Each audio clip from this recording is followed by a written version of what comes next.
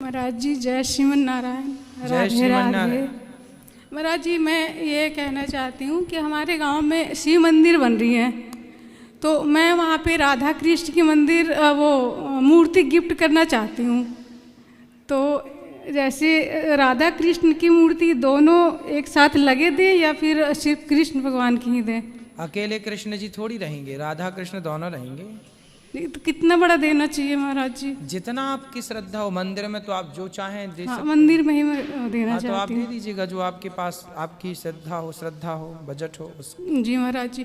महाराज जी एक बात और है कि आज आपने बोला कि ये आज अभी के जो जनरेशन है, लड़के के लिए लड़की जो मतलब लव मैरिज करते हैं, भाग के शादी करते हैं, तो महाराज जी उसी में से मैं एक लड़की की मतलब ऐसे है जो बिल्कुल निवस्त्र शरीर वीडियो कॉल पे दिखा के इतना लड़के को मजबूर कर दे कि एकदम अपना बस में कर ले। वैसे लड़कियों को आप क्या नाम देना चाहेंगे महाराज आपके जी? बेटे को जी बस में कर लिया जी। दोनों बेटों को मेरे को एकदम बर्बाद कर दिया। किसने? उसी लड़की ने। एक लड़की ने? जी। तो अब शादी कर ली उसने? जी वो लड़की ना, हमारा लड़का गुजरात में रहते थे, दोनों भाई एक जगह ही रहते थे। तो यहाँ से हमारा गांव झारखंड है, हजारीबाग से मैं हूँ। तो जहाँ पे मेरे मायके वहीं पे है। मेरे मायके और उसका घर बस एक दीवार से ही अंतर पड़ती है। लड़की वहीं की है और यहाँ से अकेले भाग के गई है वो लड़की वहाँ। तो अब वो शादी कर ली आपके बेटे से? जी वो भाग के ही गई है, शादी वादी तो कुछ नहीं करा, पर वो एक साथ ही अपना रह रहे हैं। तो फिर उसको बोलो, आपके बेटे को समझाओ। तो बहुत समझाई महाराज जी। तो दूसरा बेटा भी उसी के चक्कर में है? वो तो वहाँ से कुछ दिन रहा, पर उसने भी पता नहीं क्या किया नहीं किया। 2 महीना वहाँ पे रहा वो, तो उसने पता नहीं उसे भी कुछ ऐसा लगा। वो फिर अपनी बहन से उसे बात करने के लिए बता रही थी, तो वो मेरा छोटा वाला लड़का फिर वहाँ से 2 महीने के बाद चला आया। वो दिल्ली है अभी, पर वो भी मेरे से बात वैसे नहीं करता, उन्हीं लोग से बात करता है। मैं 3 बार अपने आँखों से देख चुकी महाराज जी, वीडियो कॉल पे इतनी हरकत, बिल्कुल एकदम निवस्त्र नंगा शरीर दिखाती थी महाराज जी वीडियो कॉल पे मेरे बेटे को। आजकल ये षड्यंत्र चलता है, मैं सबको आपके माध्यम से बताऊं। मैंने सुना है, जैसा कि आपसे मैंने अभी सुना, जी महाराज इसके पूर्व मैंने सुना है कुछ लड़कियां तो ऐसी क्या होती हैं। कुछ लड़कियां ऐसी हो, ये बात अपने बच्चों को बताइएगा, अपने बेटों को बताइएगा। कुछ लड़कियां ऐसी होती हैं जो कि आपको वीडियो कॉल करती हैं और वीडियो कॉल में आपसे कहती हैं कि हम आपसे बहुत प्यार करते हैं, आप भी अपने कपड़े उतारो, वो भी अपने कपड़े उतारती हैं। फिर वो आपकी वीडियो कॉल में वीडियो रिकॉर्डिंग कर लेती हैं और वीडियो रिकॉर्डिंग करके फिर वो आपको धमकाती हैं कि आप हमें इतने पैसे दो वरना हम आपकी ये वीडियो पब्लिक कर देंगे, मतलब सबको दिखा देंगे। ऐसे दबाव में बहुत सारे लड़कों के साथ ये फ्रॉड हुआ है। बहुत सारे लोग लड़कियों के चक्कर में आ जाते हैं। इसलिए मैं आप सबसे आपके माध्यम से कहूँगा कि कोई भी लड़की से आपको बात करने की ज़रूरत नहीं है। वीडियो कॉल में आपने अपने भी कपड़े उतार दिए, उसने भी अपने कपड़े उतार दिए और निर्वस्त्र दोनों जब वीडियो कॉल करेंगे तो स्वाभाविक है कि वो आपका मिसयूज करेगी। चूँकि उसका उद्देश्य कपड़े उतारना नहीं है, आपकी इज्जत उतारना है। चूँकि उसका उद्देश्य कपड़े उतारना नहीं है, आपसे पैसे ऐंठना है, तो समाज में नाना प्रकार का फ्रॉड चल रहा है। इसलिए अपने बच्चों को इन बातों से अवगत कराएं। ये चीज़ें अब ऐसी नहीं जी इन बातों पे कौन बात करे, ये क्या है। आजकल समाज में ये हो रहा है, आपके जवान बच्चों को फंसाया जा रहा। कुछ षड्यंत्रकारी लड़कियां कुछ हैं जिनका धंधा ही ये है, पेशा ही ये है, जो खुले। अब वैश्या जो वृत्ति है, अब वो आज के ज़माने के हिसाब से उन्होंने भी अपने आप को डेवलप कर लिया कि भाई अब तुम्हें इस तरह से हम चक्कर में लेंगे। तो हर लड़के को, इसलिए हम कहा करते हैं व्यर्थ की बातें किसी से ना की जाएं और पढ़ाई लिखाई पर ध्यान दिया जाए। व्यर्थ में बहुत लोग बर्बाद हो गए, मैंने सुना ही है। आप कुछ आपके मुंह से अभी सुन लिया, कुछ और पहले मैंने किन्हीं के मुंह से सुना था, तो मैंने आपसे कह दिया। पर मैं उस लड़की के घर में एक बार नहीं, मैं 3 बार गई। उसके माँ बाप से बोलो ना। मैं बोली महाराज जी, मैं एक बार नहीं 3 बार गई उसके घर। उसके माता पिता से, उसके दादा दादी से, उनके चाचा चाची से मैंने बात किया। 1 बार तो नहीं, 2 बार नहीं, तीसरा बार उनके घर वाले मेरे ऊपर मारने के लिए ऐसे हो गए कि आपने मेरी बेटी को इज्जत उछाल रहा है, ऐसे है, बदनाम कर रहा है, ऐसे वैसे, मतलब बहुत तरह की बातें बोले उन्होंने।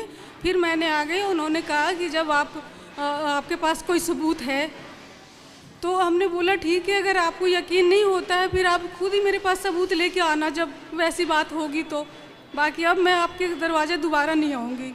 एक बार से मैं 3 बार गई और 2 बार उनके सब कोई जानते थे, हर कोई। 2 बार उसने भोजन भी खाई। चलो अब बेटे को समझा ही सकते हैं आप, तो समझाइएगा। तो महाराज जी ऐसे लड़की को क्या अपने घर में रखना, उसके हाथ से पानी पीना? महाराज जी कोई ऐसे समाज है जो मजबूर करते हैं कि आपको रखना पड़ेगा ऐसे वैसे, पर मैं वो लड़की को बिल्कुल नहीं चाहती महाराज जी। मैं अपने जीवन में कभी उसके हाथ से पानी नहीं पीना चाहती। अब देखिए ये निर्णय आपका है, बाकी किसी के साथ ऐसा फ्रॉड नहीं होना चाहिए, ये फ्रॉड है। रिश्तों को रिश्तों की तरह बनाया जाए, रिश्तों को बनाने के समय रिश्तों को बनाया जाए, बिगाड़े ना जाए। अब किसी लड़के से रिश्ता बना के उसकी माँ से रिश्ता बिगाड़ना, किसी लड़की से रिश्ता बना के उसकी माँ उसके पिता से रिश्ता बिगाड़ लेना, ये हमारी संस्कृति हमें नहीं सिखाती। हमारे तो होता है रिश्ता जोड़ना, इसलिए हमारे यहाँ समधि होता है।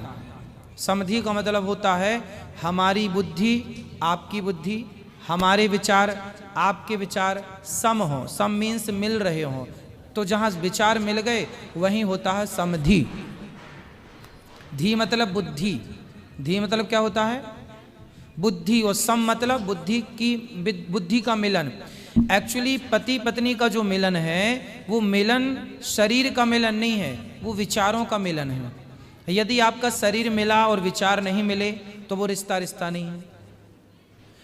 धी का मतलब होता, हम लोग कहते हैं ना धियो यो नः प्रचोदयात्, तो जो इसमें धियो है, जो धी है, ये धी का संस्कृत में धी मतलब बुद्धि होता है। तो समधि, सम में जो सम है, हमने कहा 2 4 6 8 ये सम संख्या है। सम और विषम संख्या भी होती है। सम मतलब मेरे विचार आपके विचार सम है, मतलब सेम, मतलब सेम टू यू नहीं बोलते, सेम सेम मतलब सम। हमारे विचार भी वही, आपके विचार भी सम सम। तो सम क्या है? धी मतलब बुद्धि।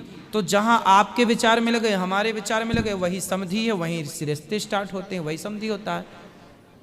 तो आजकल ये समधि समधन का कॉन्सेप्ट कोई समझ ही नहीं रहा, बुद्धि विचारों का मिलन कोई समझ ही नहीं रहा, वो तो वासनाओं के पीछे भाग रहे हैं।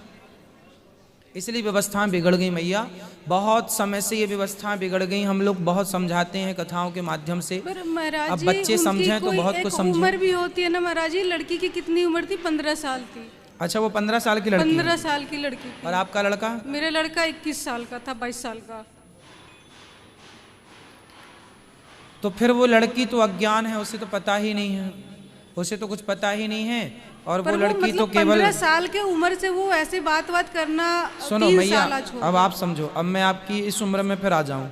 आजकल क्या है मैया, ये जो 15 और 20 साल की जो एज है, ये एज ना बहुत संभलने और संभालने की है। एक्चुअली बच्चों को कुछ पता नहीं होता जी।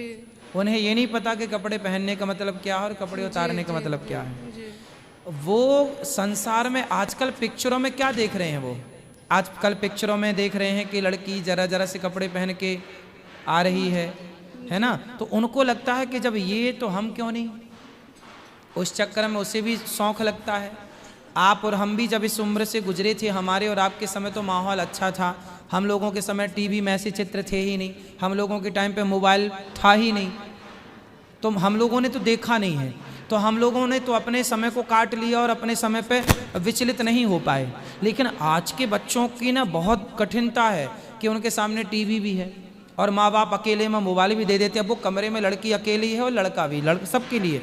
अब वो कमरा कुंडी लगाए बंद किए और अब मोबाइल है उनके पास, नेट चल रहा है, क्या देख रहे हैं क्या नहीं देख रहे हैं, कौन देखने जा रहा है, और देख करके उस चीज़ का उनके मस्तिष्क पर, उनके विचारों पर क्या प्रभाव पड़ रहा है, कौन जिम्मेदार है। आज के ज़माने में जो हमने ज़्यादा छूट दे रखी है, ज़्यादा सुविधाएं दे रखी हैं, वही विनाश का कारण है।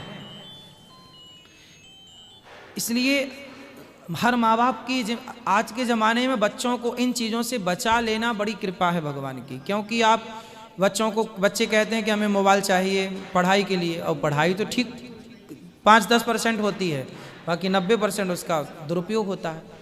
तो वो लड़की का फिर दोष नहीं। यदि लड़की 15 साल की, अभी मेरे पास 4-6 दिन पहले, 1 हफ्ते पहले एक लड़की आई, बच्ची थी छोटी सी, सोचिए वो इतनी भोली थी कि उसने मेरे से आकर के सब बताया। मैं वहीं बैठा था, उसकी माँ भी आई, उसके पिता भी आए, उसका भाई भी आया। उसने मेरे से बोला गुरुजी हमें कुछ बताना है आपको। तो हमने अपने कान उसकी तरफ बढ़ाए, बता क्या बताना है। तो उसने बताया गुरुजी हम एक लड़के से प्यार करते हैं। देखो बच्चे इतने भोले होते हैं कि वो बच्चे तो बच्चे हैं।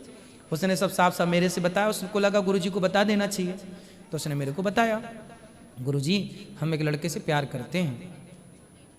तो मैंने पूछा तुम कितने साल की हो? बोले हम 15 साल के हैं। तो मैंने कहा लड़का कितने साल का है जिससे तुम प्यार करती हो? बोले 16 साल का है। मैंने कहा कहाँ रहता है वो? बोले हमारे पास में ही रहता, हमारे घर के पास। अब वो लड़की थी 15 साल की, उसे ये नहीं पता प्यार क्या होता। वो प्यार ना टीवियों पे देखती है। वो प्यार कहाँ देखती है? टीवियों पे जो प्यार देखा उसको लगा अच्छा ये प्यार होता है, तो उसने भी प्यार कर लिया उस लड़के से। फिर मैंने उसकी माँ को बुलाया। जब वो लड़की चली गई तो मैंने उसकी माँ को बुलाया। मैंने कहा बच्ची है, इसे डांटना मत, लेकिन ध्यान रखना ये उम्र ना, इस रास्ते पर बच्चे जा रहे हैं, इसका सबसे बड़ा दोष है पिक्चरों का, जी सीरियलों का। आज साबुन का भी ऐड आता है टीवी पर, तो उस ऐड पर भी एक लड़की आती है जो जरा से कपड़े पहन के आती है। बेचना है उसे साबुन पर दिखाना है शरीर। इससे प्रभाव क्या पड़ रहा है? आपकी ये छोटी छोटी बच्चियां, छोटे छोटे बच्चे जिन्हें कुछ भी नहीं पता, जो बिल्कुल गंगा की तरह पवित्र हैं, लेकिन चूंकि देख करके और वो अपने पे अप्लाई करना चाहते हैं वैसा कि मैं भी ऐसा करूंगी, मैं भी ऐसा करूंगा। वो लिपट रहे हैं, मैं भी लिपटूंगी। वो कपड़े कम पहने हैं, मैं भी कम कपड़े पहनूंगी। कुल मिला के समाज में अब पिक्चरों को देखना, अश्लील चित्रों को देखना बंद करना चाहिए। तो यदि लड़की वो 15 साल की है, अब तो हो गया ना, 5 साल हो गया, 2 साल तो हो गया भागे, बाकी 2-3 साल पहले से उन लोग बात कर रहे थे। तो फिर देखिए ठीक है। फिर तो लड़की, अब पता नहीं, मैं पूरा मैटर नहीं समझता, लेकिन जो मैंने महाराज जी, पर वह ना वो उसी उम्र में गांव में और भी लड़कों को, पता नहीं कितने लड़कों को बिगाड़ चुकी थी वो। होता है, अब क्या क्या बताएं मैया। मैंने तो समाज के जो कीचड़ है, ये ना कीचड़ जी है, महाराज जी, इस कीचड़ से तो भगवान सबको बचाए रखें। यही है भगवान से प्रार्थना कि हम सबको भगवान इस महाराज दलदल जी, से बचाए रखें। हमारी बेटी लाइव देख रही है, राधे राधे बोल दीजिए। मैंने सबको जोड़ रखा है। खुश रहिए, राधे राधे। खुश रहिए। आप लोग अपने बच्चों को इन सब चीज़ों से बचाइएगा और क्लियर बात कीजिए। देखो आज के ज़माने में लुका छिपी वाली बातें नहीं है। जब सब क्लियर है ही तो ये भी बोलना क्लियर स्टार्ट करो कि भाई क्या है सही क्या है गलत। हो रहा है समाज में तो बोलना तो